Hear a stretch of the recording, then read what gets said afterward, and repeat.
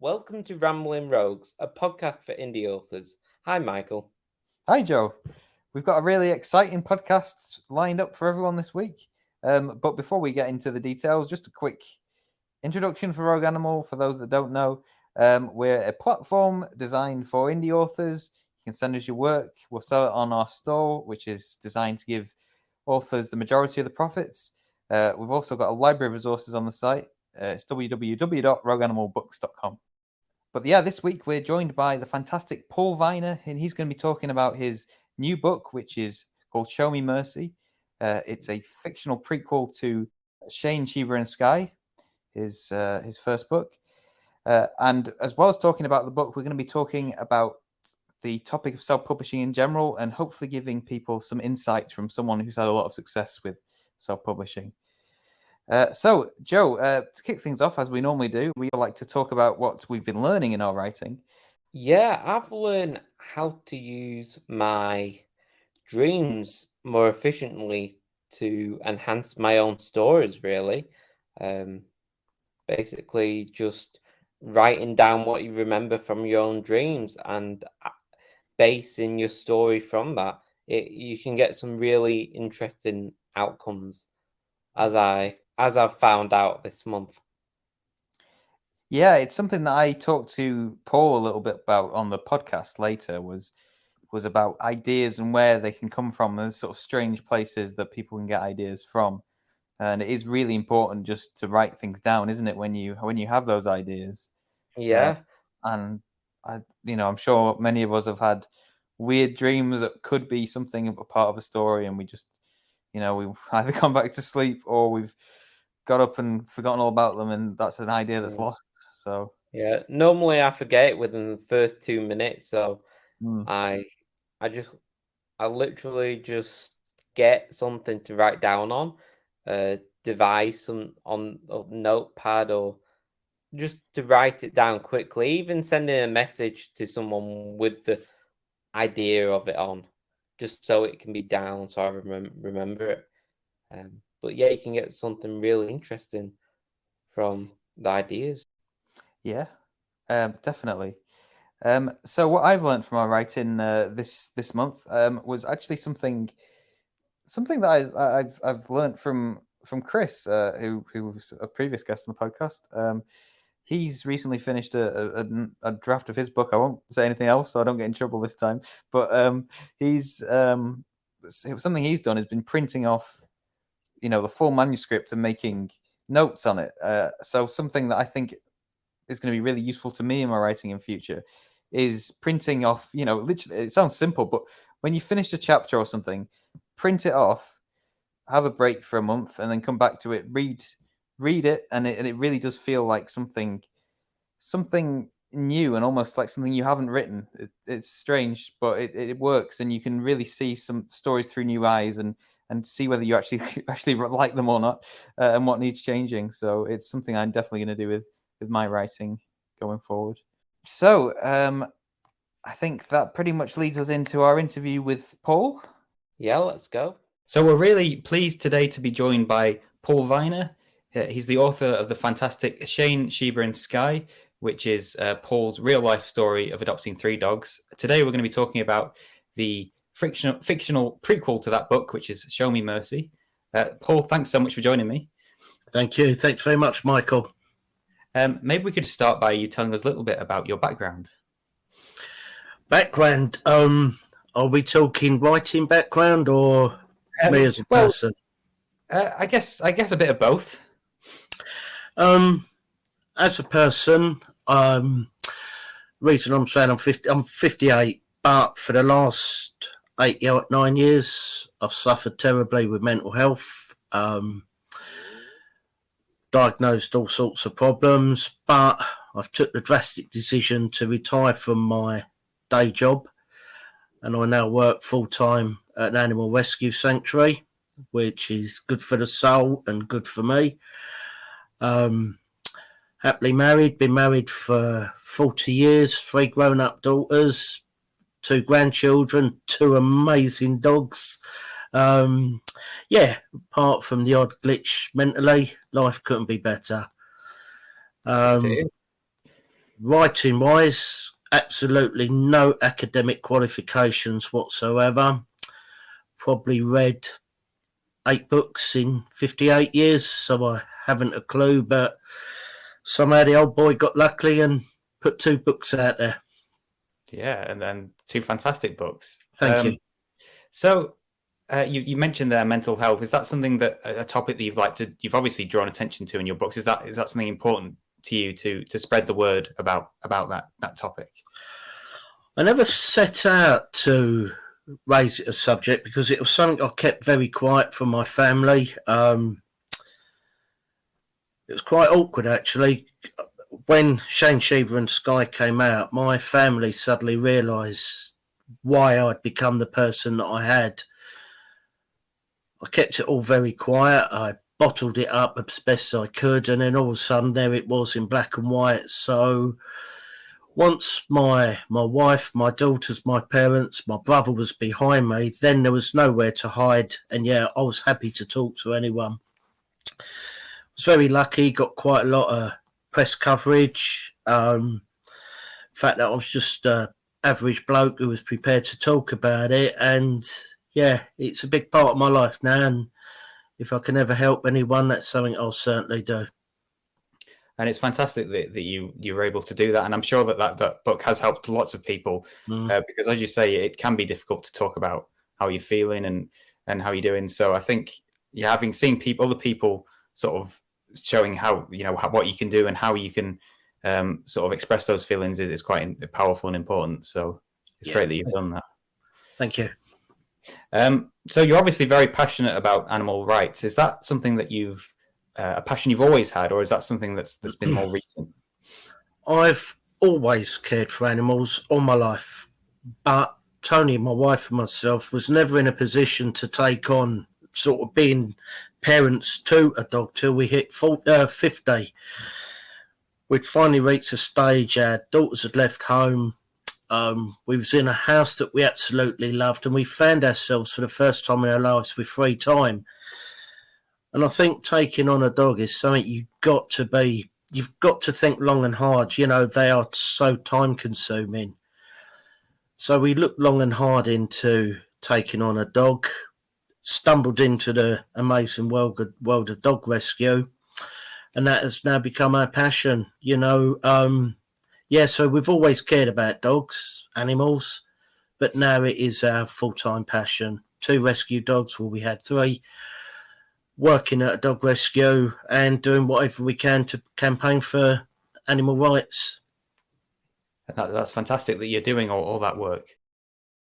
So what was it about adopting Shane, Sheba and Sky that gave you the spark for writing, would you say? It was really weird. I'd sort of gone through a midlife. Shane came along as a result of a midlife crisis, and rather than turn into a Harley Davidson or a open top sports car, I turned to dogs, which was probably the best course of action. But I was still going through a very bad time, and a friend of mine who does holistic therapy suggested that I write all my bad thoughts down, and one day just sit in the garden, take a glass of wine, sit in the garden, burn them, and sort of almost do this self-exorcism. But when I read through the notes, I had Shane sitting there, and I suddenly realised that it was a huge part of my life that I didn't want to destroy. So I literally just tried to write them down in some order that would make sense to myself. And I never really set it out to be a book. I sort of wanted it to be a journal to pass on to my grandchildren and future generations. But it happened. And with Show Me Mercy, that actually came about, and this is where I'm going to sound like a complete oddball, but it was a recurring dream I was having of this really, really poorly made animation, but I just had this story going over and over in my head, and it was every night, and it would sort of repeat itself. And again, I just had to try and write what I was seeing in my head. That is it. There's nothing else to it. There's no skills. There's no academic training, no qualifications.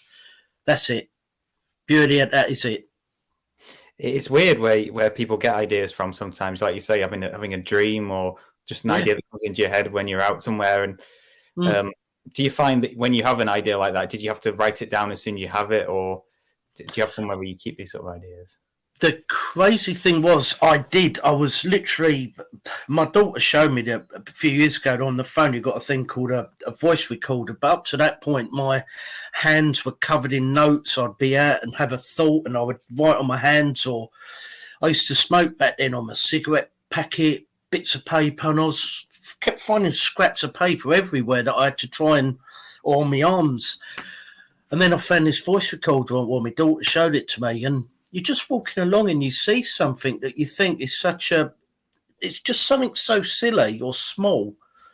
But in my head, it became so big. You had to write it at that moment because it'd be gone if you passed it. Yeah. And that's how I've done it. I know the feeling of sometimes you have an idea and you don't write it down, and then you come back later and you're trying to think, what was that idea? And so many ideas are missed just from not having having a notepad or something. So absolutely, couldn't agree more. It's important to get those ideas down. So the most obvious difference about this book is that it follows a fictional story, whereas the first was biographical. Yeah. How did you find the challenge of writing in this different style? Very hard. Through the work I do at the dog rescue, I come into contact daily with dogs and stories from Eastern Europe. I follow lots of groups online helping dogs, and I'm not blaming Eastern Europe. This is worldwide, but I can only speak for the dogs I've dealt with. So all the graphic things are not me. I'm not a sicko that thinks these things up. These are categoric, cases that have been documented. Obviously, I've had to rip them apart so that no one can be recognised. With Sheba, we had a rough idea what she had endured, but there's no true documentation, and it's just looking at veterinary reports from the people that rescued her in Bulgaria. So it was very hard, but Show Me Mercy is also very autobiographical. A lot of it is my life. It's written in this book, so it's been very therapeutic. So there's been a lot wrote from memory and a lot done from research, plus my silly dreams. In your last book, you drew attention to some really shocking figures. It was 7,000 abandoned dogs being euthanized every year, and in this book, 80. Sorry, 80. Wow, yeah. And in this book, we see how badly Sheba is treated on the streets. Was it important for you again to draw attention to that issue? The main reason, what's been important to me is, I've got to say, Mutts in Distress is a tiny little dog rescue, but they do so much. But we're constantly being asked, why do you bring dogs from Eastern Europe, from Egypt, from all over, when there's dogs in this country that need help? No, Mutts in Distress have never turned a dog away. Any dog that's on death row in this country through our local dog wardens is rescued.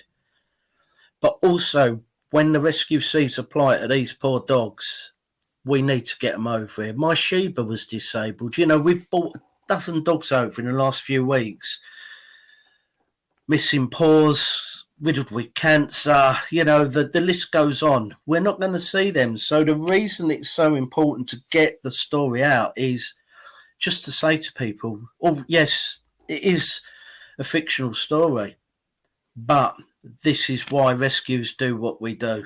This is the case. This is what's happening to these poor dogs for no fault of their own, because people feel they've got the God-given right to do that to them.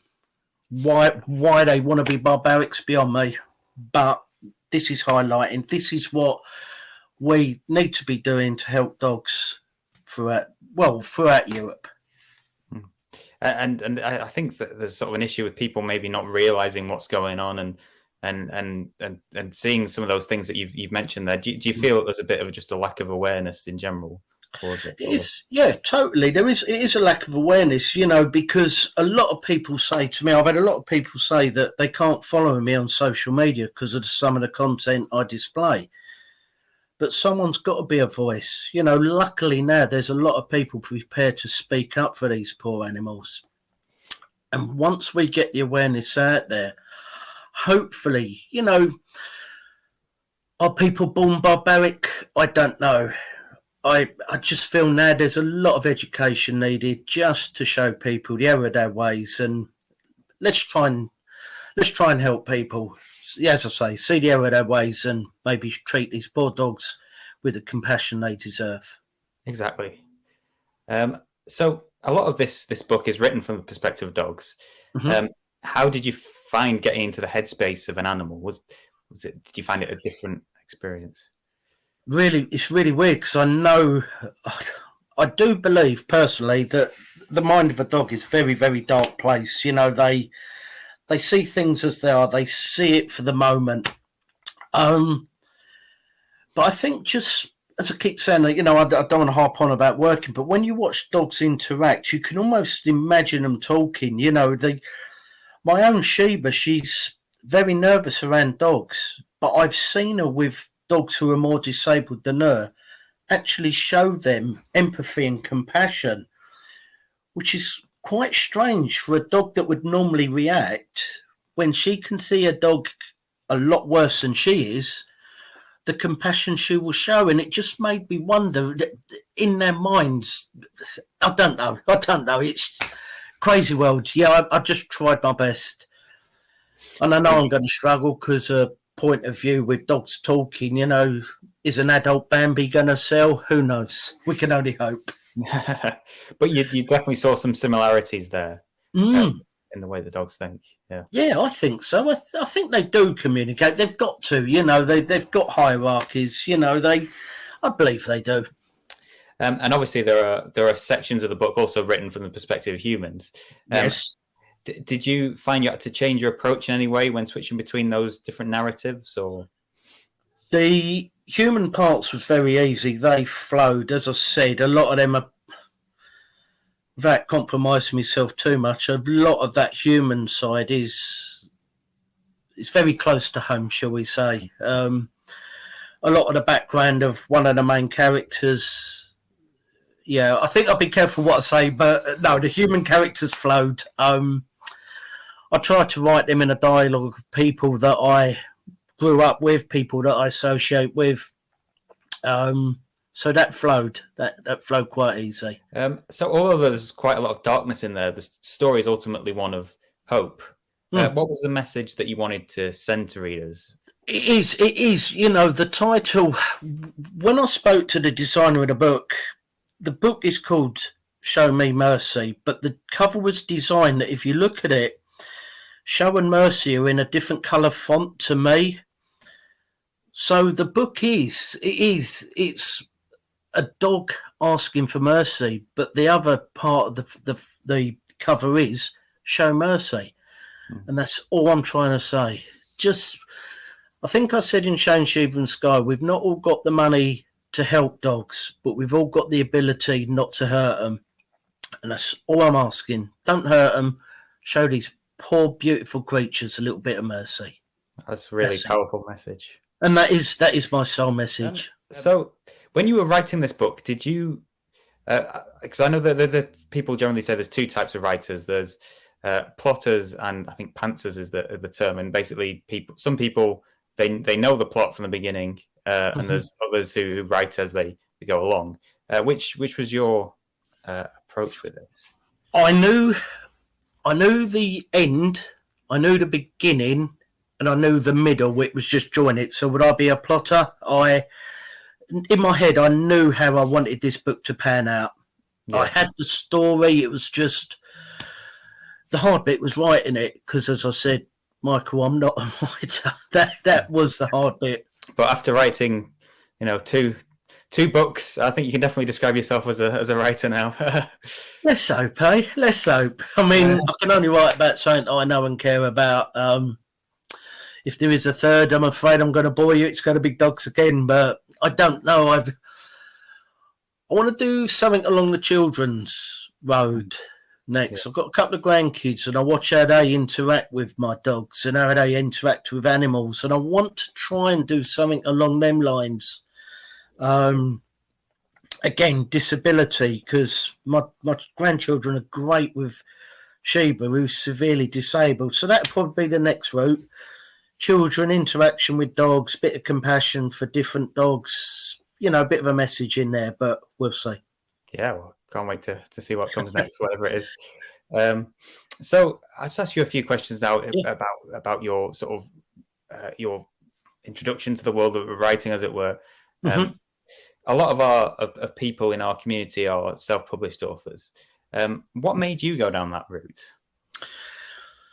No one was going to touch me.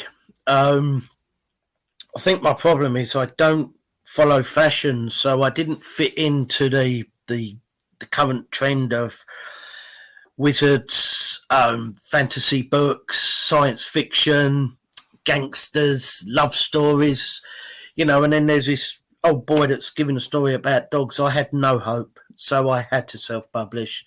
I think I'd have been laughed at, to be honest. Well, I'm sure some of those publishers will be regretting it now after seeing all the attention your book received. What advice would you give to authors wanting to self-publish? Just go for it. I think it's nice to be in total control of your own work. It's a great route. I've been privileged, set up, self-published, buy your author copies, do book signings, give them out. I definitely think it's more worthwhile, personally. I know the money ain't there. I've been very lucky. I've sold quite a lot of books. I'm never going to retire on it, but I'm in total control of what I do with my book, where I put it. So, yeah, I would definitely say go for it. Just enjoy the ride. Be in control. Would you say being in control is the best aspect of sort of self-publishing everything? I think it is, yeah. It's that you can pick and choose how you help. I choose to send out to charities, dog charities all over the place.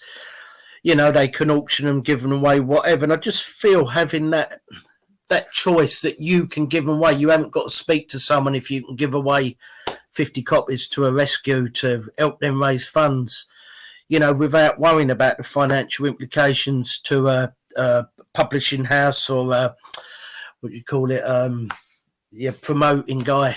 I just think it's nice. I was speaking to someone recently who's a self-published author, and he was saying that his local bookshop liked to sell books from local authors, but as soon as they heard that he was self-published, they didn't want to hear anything more. Do you think there's a sort of degree of stigma towards self-published authors? 100%. Absolutely. I've tried many bookshops, and again, I got that initial response. But then I found I was approaching things like art cafes, random outlets where I would look at the clientele and think, there's people that use this place. All right, it's not a bookshop. My wife, the hairdresser she uses, they sell beauty products. And I thought, you know what? Tony spoke to Tina, the owner, and she's quite happy to stock it. It's in a random place, and I'll probably sell more in a ladies' hairdressers than I would in a bookshop. Cafes, pubs have stocked it for me. I know it's random places, but yeah, there is a stigma with bookshops, but you get other outlets and just think, what's the current term? Think outside the box. You'll be amazed where you can sell books. Yeah, I guess it's thinking about your book and who might read it and sort of where people might sell it. Yeah. So your book attracted quite a lot of attention from various sources, including the Daily Mail. Yep. Do you have any sort of tips for people wanting to promote themselves? I was very, very fortunate with the promotion. There was a fantastic young journalist called Hayley, and we sort of got in touch, and I can't remember how, but she set up a the animal news agency, which covered stories about animals, and I think I was one of her first clients. And Haley just got me out there, and once I started getting interest from the Daily Mail, the Star, the BBC, it was just brilliant. Just enjoy the ride. It's nerve-wracking. I've been very lucky. I've had a few interviews on the BBC radio. Just enjoy the ride. Just enjoy the ride. Absolutely. And did you find that did you find that sort of idea of having to promote yourself in that way? Because when you put a book out there, it's like putting yourself out there, isn't it? In a way. So did you find that sort of daunting, the idea of having to promote yourself in that way? No, because the daunting part for me was admitting all the problems that I'd admitted to in the book. Once that's out there, I had nothing else to be embarrassed about. So, no, I'm not good at self-promotion. I'm no good on social media. I've got to learn. My kids, my son-in-laws are trying to teach me. But, I think there's this saying in China that you plant a seed, and that certain plant takes 5 years to flourish and bloom. And I honestly believe I've planted that seed now. If it takes 5 years to flourish and bloom, hey ho, got all the time in the world.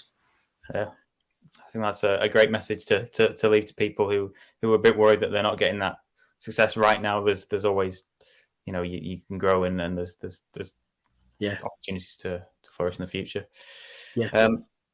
So you kind of already answered this question to a certain extent, but what is next for you? You said you might maybe do some children's stories. Yeah, I'd like to try. I don't think I've got another adult. I could only write if I knew exactly what I was writing about. I mean, bless him, our Sky hasn't really got much of a story. Shane, his was told. And I think having the dogs has brought out a better side of me. I'm a better person for having the dogs. And I think now that I've learned a lot more compassion, a lot more tolerance of people. So next thing for me now is work with my daughter, work with my grandkids, see if we can do something just about teaching kids a little bit of compassion. Don't look at people, or it'd be based on the dogs, but it'd be a general thing. Don't look at people that are different because got wonky legs or whatever. Yeah, well, as I said earlier, it'd be great to see whatever you come up with next. So, thanks so much for talking to me, Paul. Is there any sort of last messages you want to leave with people? No, thanks ever so much, Mike. All I want to say is to anyone watching, just enjoy it. Just get out there, enjoy writing. Don't listen to what people say. Just be yourself. Write what you want to write. And if you're lucky, you'll get someone like Michael from Rogue Animal behind you, and rest is history. Thank you. There'll be links in the description for people if they want to buy Show Me Mercy or Shane, Sheba and Sky. I highly suggest that you do. So, but other than that, thanks so much again, Paul. And we'll speak to you again soon, hopefully. Thank you, Michael. Thanks again for that, Paul. That was fantastic. There were some great insights into some of the inspirations behind your books there, and also some really valuable information into self-publishing that I'm sure a lot of our authors will be able to benefit from. At this point in the podcast, we like to talk about a book sent to us by an indie author. This week we're talking about The Man with the Mackintosh Overcoat by David McMahon.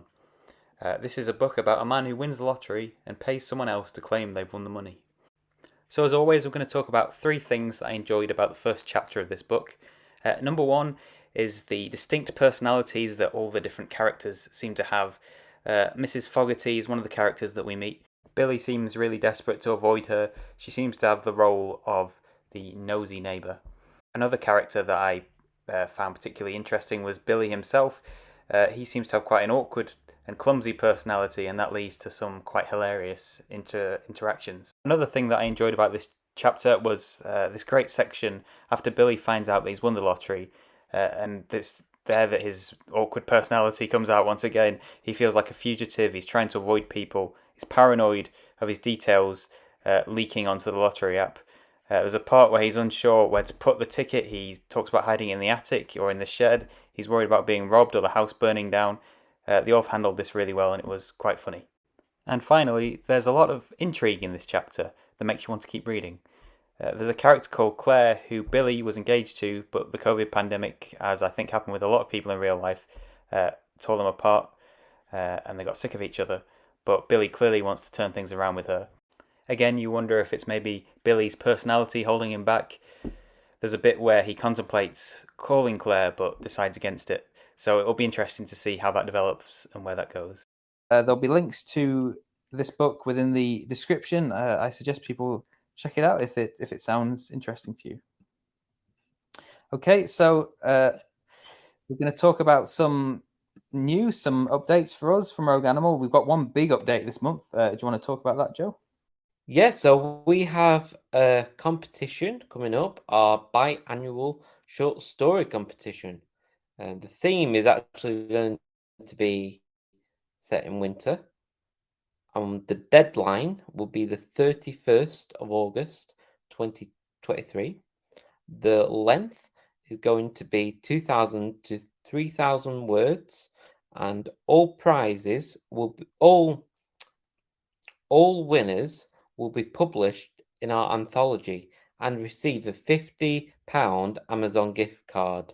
To enter or learn more details about this, email us at rogueanimalsubmissions@hotmail.com or give us a message on Facebook or Instagram. Yep, and one of the other rules for that is that you need to be part of the Rogue Reader group to enter. So I suggest you join the group now. It's our community. It's a great place filled with fantastic authors who are always helping each other out. So again, there'll be links to that within the description. So that was the main news really for this month. Other than that, again, please subscribe to our mailing list if you want to be the first to know about our latest updates, whether it's new podcasts, new competitions, or anything else. So again, head to the description. You can sign up there. But other than that, thanks so much for listening in this week. We've been really enjoying doing these, and we'll be continuing them throughout the year. So there'll be a new one next month. Thank you for listening, everyone, and stay tuned for next time.